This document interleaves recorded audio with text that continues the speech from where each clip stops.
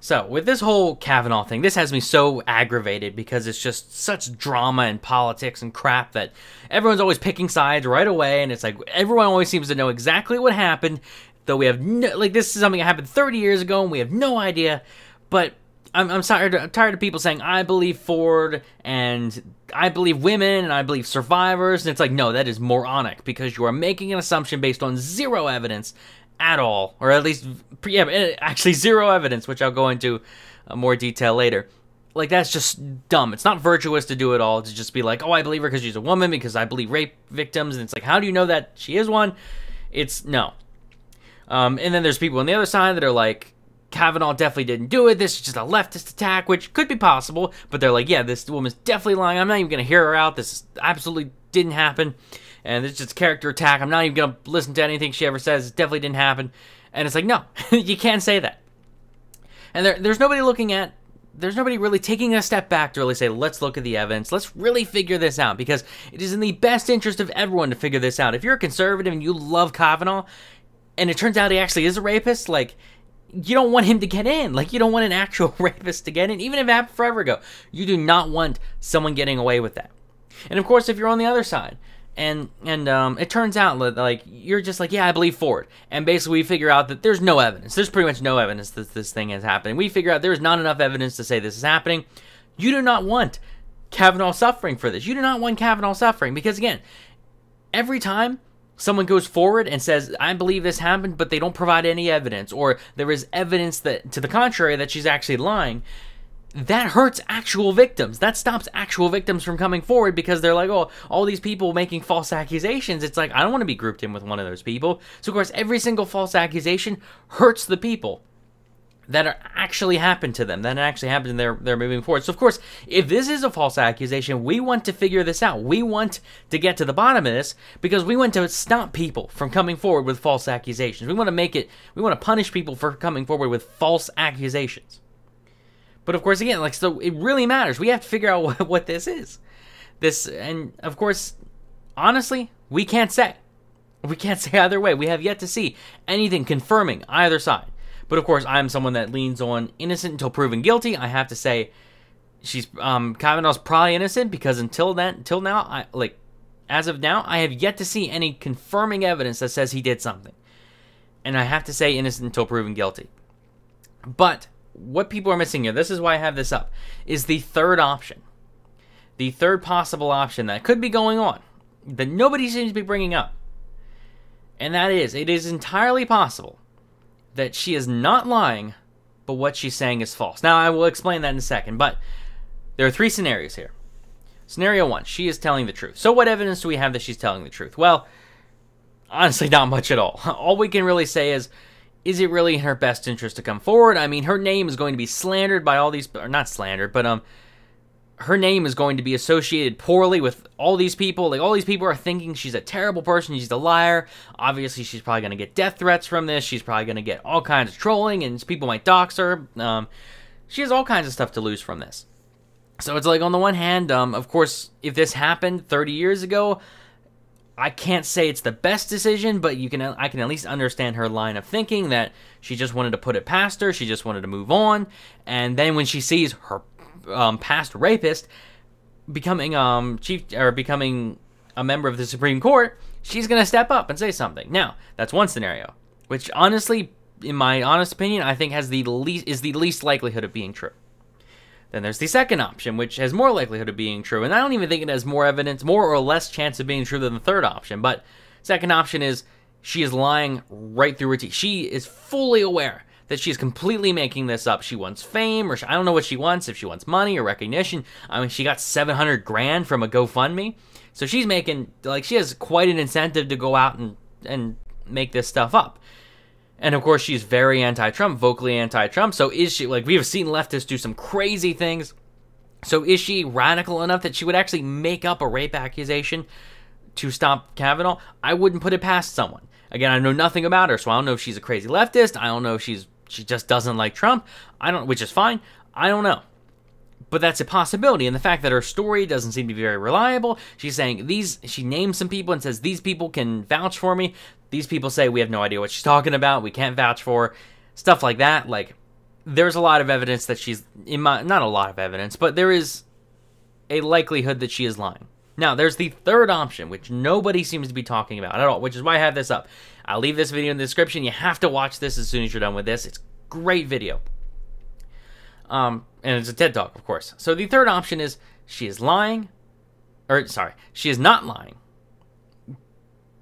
But what she's saying happening did not happen. As in, she actually believes, wholeheartedly believes that Kavanaugh assaulted her in the past, and it didn't happen. Now, of course, what I mean by that is that her memory is false, that she has this memory of what happened. She is relying on that memory, but that memory is false.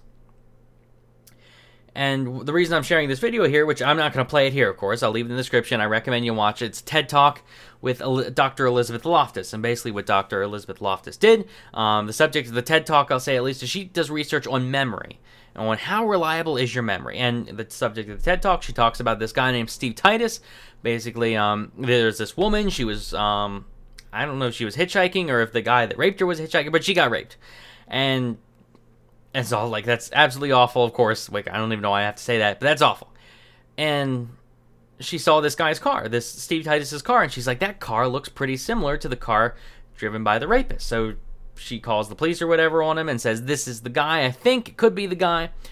And then when she sees the guy's face, she says, this is the guy. This is the guy. I'm 100% positive this is the guy. I don't know if she went through a polygraph or not, but she's 100% positive this is the guy. She says, this is him. This was the person that raped me. And basically, I mean, they throw the guy in jail. They're like, okay, it was him. They throw him in jail. They convict him. Well, what happened was we later figured out it wasn't him. It actually wasn't him. It was this other guy who had apparently raped like 50 other people. And they were able to prove that it was this guy. I don't know if they used DNA evidence or what, but they proved it was this guy. They threw him in jail. And of course, the first guy, or Steve Titus, I keep wanting to say Christopher Titus. It's like, no, that's somebody completely different. Steve Titus gets out of jail. They say, okay, we're sorry, it wasn't you. Now, this woman did not lie. This woman wholeheartedly believed it was him. And, she'd never heard of this guy before. She had no reason to pick this random guy. Like, she'd never met him before. She had no reason to falsely accuse him. But she wholeheartedly believed it, and this guy was innocent. And what Dr. Loftus essentially did with a bunch of her research, she talks throughout the TED Talk, what she's saying is, it is entirely what happens in these traumatic scenarios, in these traumatic situations where we experience like something absolutely awful, or something, it doesn't have to be awful, it just has to be insane, like wow, like something nuts happened. And I can't remember the exact studies, but again, I'll leave some studies in the description. There's a page that lists all of her studies. Basically, we've done research and we've said that like we can simulate an incredible experience of like some guy dresses up like crazy, runs into a room full of people, does some crazy stuff, and leaves. Like stuff like that for just like a minute or something. And we'll find that when we ask the people, like, describe what happened, that so many people actually get it wrong. Believe it or not, they will swear by it. They will say, I remember it like it was yesterday. They're polling the people right after, but the people are like, I remember it so vividly. This happened. And it turns out they're wrong. I mean, even then, there's one study, I can't remember exactly what it was called, but these people were asked to remember something. It was like a baseball game, or I think it was a basketball game. But they were asked to tally how many I think they were asked to keep score or something like that. And halfway through the game, this guy in a gorilla costume walks into the center, isn't even hiding himself at all, walks into the center of the court, does some hand movements, does some crazy stuff, like is trying to be visible, and walks off the court. And if you ask the people, most people, or a significant number of people, are like, there was a gorilla? Like, there's a guy in a gorilla costume? I never saw that at all. Like, totally out in the open. They don't even see it.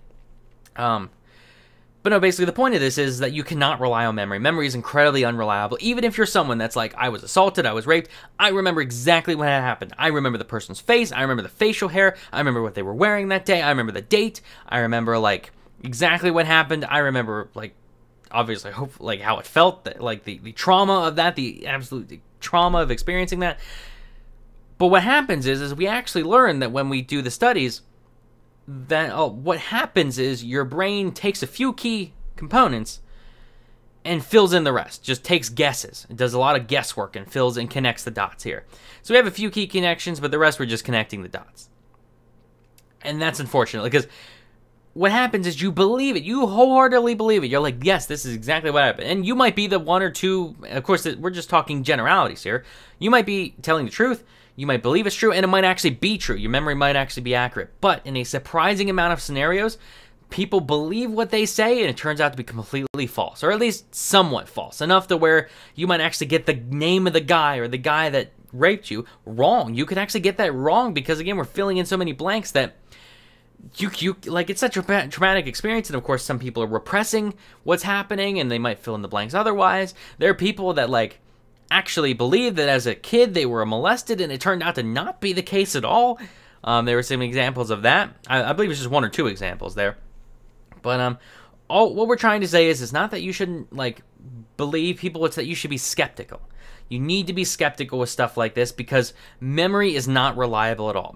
I mean, it's a little bit reliable, but we can only use memory as supplemental evidence. We cannot use memory as evidence in and of itself. You might be able to say, like, you might be able to have some physical evidence, say some DNA, test it, and then we can ask some people what happened, some witnesses. We can ask the woman if she was molested, if that's the scenario we're using, what happened, and of course, like, she can supplement that, she can give us clues, but memory itself, as the only site of evidence, we cannot count. We cannot consider that because it's so unreliable. And that's the thing. That's why it's possible. I'm not saying this is the case because I don't know. I wasn't there. I don't know. All we can say is that it's entirely possible that she might be telling the truth. Or, no, sorry. I keep messing this up. It might be possible that she believes she's telling the truth, but she's actually not. She believes her memory, but her memory is false. Now, again, she might be a liar. She could, or it could be that Kavanaugh is guilty. I don't know. I think, honestly, the Kavanaugh is guilty thing is the least likely, and her being a liar or her believing what she's saying, I go back 50-50 on. Like, I really don't know. I go back and forth. The only real evidence I can say that she's probably, the only thing that really supports my view that she's a liar, like is actually lying, is the fact that she should know this stuff. She's a psychiatrist. I have a minor in psych, and I learned this stuff. So she should learn about this. She should be aware that memory is faulty. She should be aware that polygraph tests are incredibly, like, unreliable, that you cannot trust them at all. And even if they were reliable, all they would tell us is that she believes it's true, not that what she's actually saying is true. And that's the thing, like, everyone's always picking sides and getting on all, like, everyone's always like, yes, this is definitely true, and if you think she's not telling the truth, you're a rape apologist or something like that. Or, like, it's absolutely aggravating how these people jump to conclusions, and it's like, look at this stuff, look at this evidence here. We cannot trust memory. We will probably never know what happened. And unless we get some actual physical evidence, which again, it's like, I will believe you if you give me evidence, but if you can't, I have to treat you just like everyone else. Provide me with evidence and I will believe you. If you can't provide me with evidence, I have to give the person you're accusing the benefit of the doubt because that's how due process works. And that is not just a legal thing, that is a principled thing. Because we always have to give people the benefit of the doubt. Always. And I'm not saying we have to give Ford the benefit of the doubt. We have to give the person being accused the benefit of the doubt. That's how that works. But no, I will leave this TED Talk in the description. I highly recommend you listen to it as soon as you're done with this. I'm about to wrap it up right here. So go ahead, link in the description. Go listen to it. Go watch it. It is fantastic. Like, keep that in mind. That this is something that, this happened 30 years ago. Like, I want to figure out what happened. I want to know what happened. I don't want a rapist being the next member of the Supreme Court. I don't want that to happen. I want the guy to go to jail if he's a rapist. Like, but the thing is, if he's not a rapist, then this is absolutely awful what's happening to him. Who knows? I don't know. But I'm just saying, factor this into your thinking here. But like the video if you enjoyed. Subscribe for more if you have if you know someone that is so positive, like it's aggravating how positive they are, that they know one way or the other. It's like, send them this. Send them this clip, send them this video, send them the TED Talk. But yeah, let me know what you think in the comments. Like the video if you enjoyed, subscribe for more. And thanks for watching.